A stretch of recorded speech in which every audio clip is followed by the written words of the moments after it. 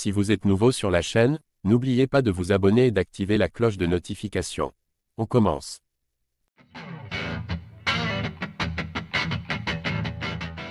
Le combat entre Cyril Gane et Alexander Volkov, remporté par le Français sur décision partagée, a suscité le désaccord de Dana White.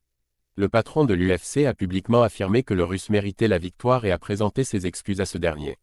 Le deuxième combat entre Cyril Gane et Alexander Volkov, samedi 7 décembre à Las Vegas, a été suivi d'une controverse inattendue. Bien que le Français ait été déclaré vainqueur par décision partagée des juges, Dana White, le président de l'UFC, a exprimé ouvertement sa désapprobation sur cette victoire importante pour le retour du bon gamin dans l'octogone. Les propos de Dana White ont marqué les esprits après l'annonce des résultats. Habituellement mesuré lorsqu'il s'agit de juger les décisions de la commission, le patron de l'UFC n'a pas hésité à donner son opinion.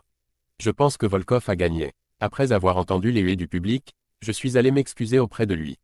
Je pensais vraiment qu'il allait remporter ce combat. Le chef de la commission m'a expliqué que le deuxième round était très serré selon eux, mais je ne suis pas d'accord. Ce que je pense n'a pas d'importance, ce sont les juges qui décident, mais ça ne me semble pas juste, a-t-il déclaré en conférence de presse. Cette sortie médiatique de Dana White, directe, ajoute une tension particulière à l'issue de ce combat, laissant entendre que le patron de l'organisation n'a pas été convaincu par la performance de Cyril Gane. Malgré la critique, les données techniques publiées par l'UFC semblent plaider en faveur de Gane. Le Français a touché Volkov à 41 reprises, contre seulement 33 pour le Russe. De plus, il a réussi 2 takedowns, contre un seul subi. Pourtant, Dana White insiste sur la perception globale du combat, estimant que Volkov a mieux contrôlé l'affrontement.